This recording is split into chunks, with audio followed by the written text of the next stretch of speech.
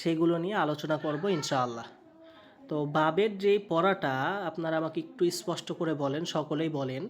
আমরা যে প্রথম বাবের পড়াগুলো শুরু করেছিলাম, সুলাসি মুজারদ মুত্তারিদের দুইটা বাব আপনাদেরকে পড়া দিয়েছিলাম, নাসরা ইয়ানসুরু এবং বাবে দরবা ইয়াদরিবু, এবং এই দুইটা বাবে সংশ্লিষ্ট আপনাদেরকে মাজদার, বেশ কয়েকটা মাজদার মুখস্থ করতে বলেছিলাম। এই পড়াগুলো কি আপনারা পড়েছিলেন? একটু আমাকে সকলেই জানাবেন।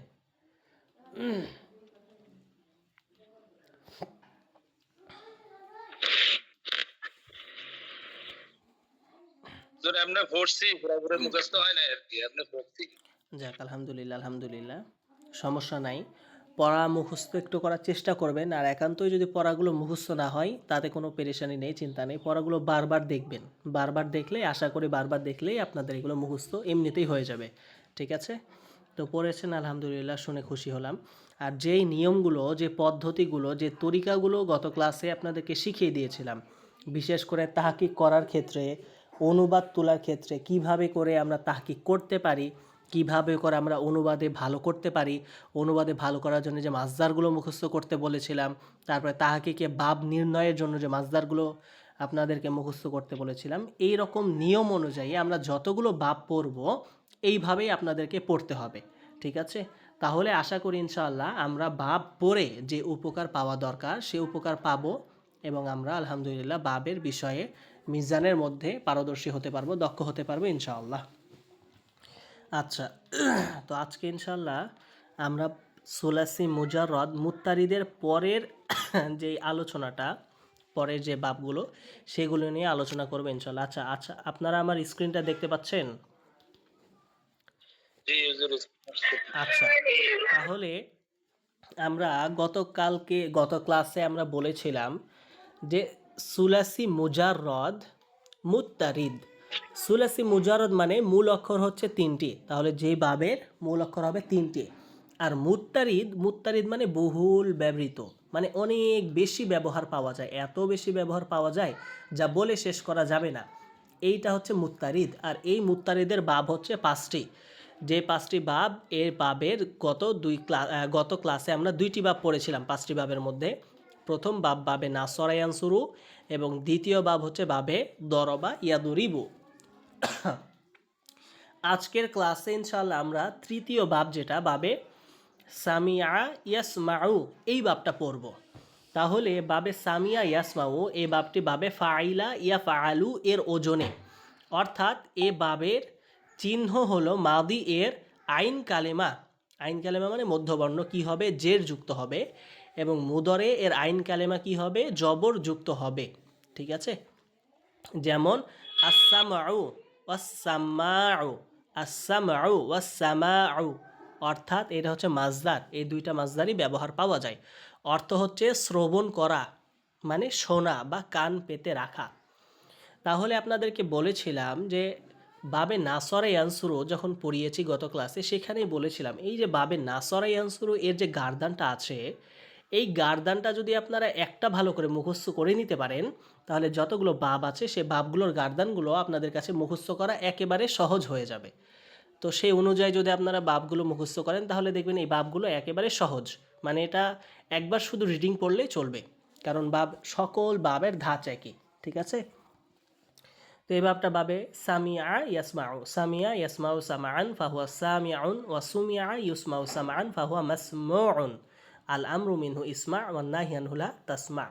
والظرف منه مسمع والآلة منه مسمع ومسمعة ومسماع. وتثنيتهما مسمعان ومسمعان والجمع منهما مسامع ومساميع. أفل التفضيل منه أسمع والمؤنث منه سمعا. وتثنيتهما أسمعان وسمعيان والجمع منهما أسمعون وأسامع وسمعون وسمعيات. ঠিক আছে? তাহলে দেখেন এই যে বাব, এই বাবটা যদি আমরা একটু ভালো করে এর গারদানগুলো লক্ষ্য করি, তাহলে বাবের মধ্যে আমরা মিজানে যতগুলো বাহাস পড়েছি, মিজানে যা কিছু পড়েছি, প্রত্যেকটার এখানে গারদানগুলো কিন্তু দেওয়া আছে। যেমন সামিয়া, এটা কি?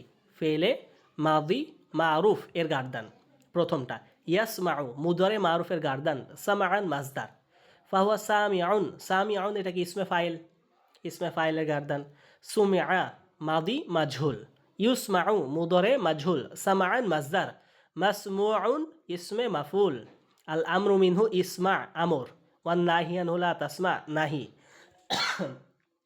الظرف منه مسمع اسم ظرف والآلة منه مسمع ومسمعة ومسمع اسم آلة যে তিনটার প্রথম তিনটা সিগা। তারপরে ওয়াতাসনিয়াতুহুমা মাসমাআনে ও মিসমাআনে মানে ইসমে আলার তাসনিয়া সিগা। ওয়াল জামউ মিনহুমা মাসামিউ ওয়া মাসামিউ ইসমে আলার সকল সিগা। আফালু তাবজিলু মিনহু আসমাউ ইসমে তাবজিল, ওয়াল মুয়ান্নাসু মিনহু সুমআ ইসমে তাবজিল মুয়ান্নাস ফুআলা এর ওজনে, ওয়া তাসনিয়াতুহুমা আসমাআনে ওয়া সুমআয়ানে, তাহলে এটা হচ্ছে ইসমে তাবজিল কি মুয়ান্নাসে তাসনিয়ার সিগা, মুয়ান্নাস তাসনিয়ার সিগা। ওয়াল জামউ মিনহুমা আসমাউনা ওয়া আসামিউ ওয়া সুমআউন ওয়া সুমআয়াতুন। তাহলে দেখেন আমাদের মাজির মিজানের মধ্যে ফেলে মাদি থেকে শুরু করে একেবারে আমাদের মিজানের শেষ অংশ ইসমে তাবজিল পর্যন্ত প্রত্যেকটা সিগার প্রথম সিগা কিন্তু এখানে দেওয়া আছে। এটাই হচ্ছে বাব এবং এটাই হচ্ছে বাবের বৈশিষ্ট্য, যে আমরা পুরা মিজান যেগুলো পড়েছি একটা বাবের মধ্যে আমরা পুরা মিজানটা পেয়ে যাব।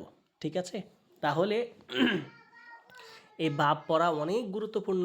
আমরা যদি কেউ মিজানের মধ্যে শুধু মিজান অংশটুকু পড়লাম, বাব পড়লাম না, তাহলে কিন্তু আমাদের পড়াটা পরিপূর্ণ হবে না এবং আমাদের সরফের মধ্যে ঘাটতি থেকে যাবে। সুতরাং মিজান যেমন গুরুত্ব দিয়ে পড়তে হবে, ঠিক বাবের অধ্যায়গুলো বাবগুলো আমাদেরকে অনুরূপ গুরুত্ব দিয়ে পড়তে হবে। আমাদের তাহকিকের ক্ষেত্রে, সরফের কায়দা কানুন বোঝার ক্ষেত্রে, অনুবাদ উঠানোর ক্ষেত্রে। তো এই গেল বাব, তৃতীয় বাব বাবে সামিয়া ইয়াসমাউ। এখন দেখেন এখানে 99 পৃষ্ঠায় বাবে সামিয়া ইয়াসমাউ এর বিশেষ বা অনেক কয়টা মাজদার দেওয়া আছে। যেমন আল ইলমু মাজদার, আল ইলমু আলিমা ইয়া আলামু, আল ইলমু জানা অবগত হওয়া। আল ইলমু আমরা অনেক শুনেছি এই শব্দটা, কিন্তু আল ইলমু কোন বাবের মাজদার এখন আমরা জানতে পারলাম। আল ইলমু হচ্ছে বাবে সামিয়া ইয়াসমাউ এর মাজদার। আল হিফজু, আল হিফজু মানে কি মুখস্থ করা, বাবে সামিয়া ইয়াসমাউ এর এই আল হিফজু মাজদার থেকে এই ইসমে ফাইলের থেকে হচ্ছে হাফিজুন, হাফেজ আমরা যেটা বাংলায় বলে থাকি হাফেজ। এই আল হিফজু মাজদার বাবে সামিয়া ইয়াসমাউ হতে ইসমে ফাইলের সিগা হচ্ছে হাফেজ। ঠিক আছে, তাহলে এইটাই আমরা কিন্তু পড়ে থাকি, আমরা সচরাচর ব্যবহার করে থাকি। তারপরে আল জাহলু মানে কি অজ্ঞ, এই আল জাহলু জাহিলা ইয়াজহালু বাবে সামিয়া ইয়াসমা হতে জাহেল, যেটা আমরা বাংলায় বলে থাকি জাহেল, অজ্ঞ, মূর্খ। আল জাহেল আমরা বলে থাকি না জাহেল ইসমে ফাইলের সিগা। তাহলে আমরা কিন্তু বাংলায় অনেক শব্দ এগুলো ব্যবহার করে থাকি, অথচ আমরা জানি না এটা কোন বাবের মধ্যে হচ্ছে, কোন সিগা আমরা বলে ফেলছি। আমরা এই যে জাহেল শব্দটা বলে ফেলি, হাফেজ শব্দটা বলে ফেলি, অথচ আমরা জানি না এই হাফেজ এই জাহেল শব্দটি ইসমে ফাইলের সিগা। ঠিক আছে, তো এগুলো আমাদেরকে জানতে হবে, বুঝতে হবে, বেশি বেশি পড়তে হবে, তাহলে বাব নির্ণয় করা একেবারে সহজ। আচ্ছা, তাহলে এখানে দেখেন অনেকগুলো মাজদার দেওয়া আছে, যেমন আল হামদু প্রশংসা করা, আল ফাহমু বোঝা, আল গদাবু রাগান্বিত হওয়া, আর শাহাদাতু সাক্ষ্য দেওয়া। তো এই যে আমরা এই মাজদারগুলো পড়ছি, মাজদারগুলোর অর্থ যদি আমরা ভালো করে মুখস্থ করতে পারি, তাহলে আপনি যে আরবি কথোপকথন করবেন মানুষের সাথে বা যে কোনো কারোর সাথে যদি আপনি আরবি কথোপকথন করতে চান, সে কথোপকথন করাও আপনার কাছে সহজ হয়ে যাবে। কেন কেন সহজ হবে? দেখেন আমরা বাংলা ভাষায় যখন কথা বলি তখন আমরা কিন্তু বাংলা ভাষার প্রত্যেকটা শব্দই জানি, প্রত্যেকটা শব্দের অর্থই জানি। কথা মানে কি, বলা মানে কি, মা মানে কি, বাবা মানে কি, প্রত্যেকটা শব্দেরই কিন্তু আমরা অর্থ জানি, ঠিক না? তাহলে প্রত্যেকটা শব্দের আমরা অর্থ জানি, এই কারণে আমাদের কাছে বাংলা কথা বলাটা অনেক সহজ। তাহলে আমরা যদি অনুরূপভাবে আরবির প্রত্যেকটা শব্দ জানি, প্রত্যেকটা শব্দের অর্থ যদি আমরা ভালো করে বুঝি, তাহলে এই আমাদের অর্থ করাটাও, অর্থ তোলাটাও, একেবারে কথোপকথন করাটা আমাদের কাছে একেবারে সহজ হয়ে যাবে। ঠিক আছে, তাহলে এক মিনিট একটু থামেন তো আপনারা, 1 মিনিট একটু লাইনে থাকেন। আচ্ছা, তাহলে কোথায় ছিলাম? আমরা ছিলাম এই যে মাজদারে। তাহলে এই যে মাজদারগুলো আমাদের কাছে যদি মাজদারগুলো প্রত্যেকটা জানা থাকে, মাজদারগুলোর অর্থগুলো যদি জানা থাকে, তাহলে আমরা যে কোনো শব্দ, যে কোনো প্যারাগ্রাফ, যে কোনো পড়া, টেক্সট, আলোচনা, অনুচ্ছেদ আমরা যেমন অর্থ তুলতে পারবো, ঠিক অনুরূপভাবে এগুলো মুখস্থ থাকার ফলে আমরা আরবিতে কথোপকথনও করতে পারবো ইনশাআল্লাহ। তাহলে দেখেন একটা বিষয় জানার মাধ্যমে কিন্তু আপনার অনেকগুলো বিষয় শেখা হয়ে যাচ্ছে, জানা হয়ে যাচ্ছে। সুতরাং আমাদেরকে এই যে মুখস্থের উপরে একটু প্রাধান্য দিতে হবে। মুখস্থ যাদের আলহামদুলিল্লাহ পরিপূর্ণ তারা তো এটা মুখস্থ করবেন, আর যাদের একটু দুর্বল আছে তারা চেষ্টা করবেন, কখনো হাল ছাড়বেন না, আল্লাহর কাছে বেশি বেশি দোয়া করবেন, রব্বি জিদিনে ইলমা, রব্বি জিদিনে ইলমা, রব্বি জিদিনে ইলমা। আল্লাহ তাআলা জ্ঞান দিলে যে কোনো জিনিসই সম্ভব, দোয়ার উপর দিয়ে এই দুনিয়াতে কিছু নেই। তো দোয়া করবেন আল্লাহর কাছে, দেখবেন আল্লাহ ইনশাআল্লাহ আপনাকে মুখস্থ শক্তি বাড়িয়ে দিবে। আচ্ছা, তাহলে আমাদের চতুর্থ বাব হচ্ছে বাবে ফাতাহা ইয়াফতাহু, বাবে ফাতাহা ইয়াফতাহু। তাহলে এই বাবটি হচ্ছে বাবে ফাতাহা ইয়াফতাহু, বাবে ফাআলা ইয়া ফাআলু এর ওজনে। এ বাবের চিহ্ন হচ্ছে মাজি এবং মুজরে উভয় এর আইন কালেমা মধ্যবর্ণ কি হবে, জবর যুক্ত হবে। যেমন আল ফাতহু মানে হচ্ছে উন্মুক্ত করা বা খুলে দেওয়া, তাহলে ফাতাহা ইয়াফতাহু। তাহলে ফাতাহা ইয়াফতাহু ফাতহান ফাহুয়া ফাতিহুন, ওয়া ফুতিহা ইফতাহু ফাতহান ফাহুয়া মাফতুহুন। আল আমরু মিনহু ইফতাহ ওয়ান নাহি আনহু লা তাফতাহ, والظرف منه مفتح والآلة منه مفتح ومفتحة ومفتاح والتثنيتهما مفتحان ومفتاحان والجمع منهما مفاتح ومفاتيح أفل التبذيل منه أفتح والمؤنث منه فتحا وتثنيتهما أفتحان وفتحيان والجمع منهما أفتحون وأفاتح وفتح ওয়াফুতাহায়াতুন। তাহলে এই যে এটা হচ্ছে বাবে ফাতাহা ইয়াফতাহু এর গার্দান। প্রত্যেকটা গার্দানই বাবে নাসরা ইয়ানসুরু থেকে শুরু করে, বাবে দরাবা ইয়াদরিবু থেকে শুরু করে, বাবে সামিয়া ইসমাউ থেকে শুরু করে, বাবে ফাতাহা ইয়াফতাহু থেকে শুরু করে প্রত্যেকটা গার্দানই একই। তাহলে একটা গার্দান যদি আপনি কষ্ট করে মুখস্থ করে নিতে পারেন, তাহলে এই যতগুলো গার্দান আছে এবং পরবর্তীতে আসবে প্রত্যেকটা গার্দান দেখবেন আপনার কাছে সহজ হয়ে যাবে, কারণ আপনার তো মুখস্থ আছেই। এখন শুধু আপনি একবার দেখবেন আর বলবেন, দেখবেন আর বলবেন, আর কিছু করা লাগবে না। ঠিক আছে?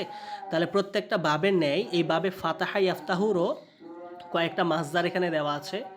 যেমন দেখেন এখানে বলছে আদ-দাহাবু মানে কি, গমন করা বা যাওয়া। তারপরে আসুয়ালু মানে প্রশ্ন করা। তাহলে আপনি যখন আমাকে বাংলায় বলছেন ক্লাসে যে হুজুর আমার একটা প্রশ্ন আছে, তাহলে এই বাক্যটাকেই আপনি চাইলে আরবিতে বলতে পারবেন। আসুআলু মাজদার, আসুআলু মানে কি, প্রশ্ন করা। সাআলা ইয়াস আলু, সাআলা ইয়াস আলু, তাহলে আপনি বলবেন মানে কি, আপনি মুতাকাল্লিম। আস আলু, আস আলু আমি বলবো, আস আলু আমি বলবো, আমি বলতে চাই। ইয়া উস্তাজ আস আলু সুআলান আমি একটি প্রশ্ন বলবো। এরকমভাবে চাইলেই একটু প্র্যাকটিস করার মাধ্যমেই অনেক আরবি আমরা নিজেরাই বলতে পারবো। একটু কাউকে সঙ্গী পেলে তার সাথে একটু আরবিতে কথোপকথন করার চেষ্টা করবেন এই শব্দের অর্থগুলো মুখস্থ করার মাধ্যমে, তাহলেই তো পড়াটা পরিপূর্ণতা পাবে। শুধু পড়লাম আর জানলাম আর বসে থাকলাম তাহলে কিন্তু পড়াটা পরিপূর্ণতা পাবে না, ঠিক না? আমরা যে পড়ছি এই পড়াটাকে খাটাতে হবে। আপনি বলছেন যে আমি যাব, আদহাবু মাজদার মানে কি, যাওয়া বা গমন করা। আপনি বলছেন আদহাবু ইলা সুক আমি বাজারে যাব, আদহাবু ইলা সুক আমি বাজারে যাব। এখন আপনি বলছেন আমি মসজিদে যাব, তাহলে এটাকে চেঞ্জ করে দেন, আদহাবু ইলাল মসজিদ আমি মসজিদে যাব। তো এইরকমভাবেই তো আপনি বলেন আদহাবু ইলাল মাদ্রাসা আমি মাদ্রাসায় যাব। তাহলে দেখেন এটা আমাদের নাহু সরফের ক্লাস হলেও এই যে সরফের ক্লাস, এই যে মাজদার, এই যে শব্দের অর্থ, এগুলো মুখস্থ করার মাধ্যমেই কিন্তু আপনার আরবি স্পিকিং, এই বলাটা, আরবি কথোপকথন এই করাটাও হয়ে যাচ্ছে। তাহলে একটা পড়ার সাথে আরেকটা পড়া কিন্তু সংশ্লিষ্ট, ঠিক আছে? তাহলে এই পড়াগুলো যদি আমরা পড়ার মতো করে হক আদায় করে পড়তে পারি, আমি আপনাদেরকে যেভাবে করে শিখিয়ে দিচ্ছি এভাবে পড়তে পারেন, তাহলে দেখবেন নাহু সরফ কেন, নাহু সরফের সাথে সাথে ইনশাআল্লাহ আপনারা আরবিতে কথোপকথনেও অভ্যস্ত হয়ে যাবেন ইনশাআল্লাহ, কথোপকথনও করতে পারবেন ইনশাআল্লাহ। তাহলে কথোপকথন আমি কিভাবে করছি বলেন, আমিও তো এই মাসদারগুলো মুখস্থ করার মাধ্যমেই করেছি। মাসদারগুলো মুখস্থ করার মাধ্যমে, আমার যদি মাসদার মুখস্থ না থাকতো, শব্দের অর্থগুলো মুখস্থ না থাকতো, তাহলে তো আমি কথা বলতে পারতাম না, ঠিক না? তাহলে আরবিতে কথা বলতে হলে অবশ্যই আমাদেরকে বেশি বেশি শব্দের অর্থ এবং মাসদারগুলো মুখস্থ করতে হবে।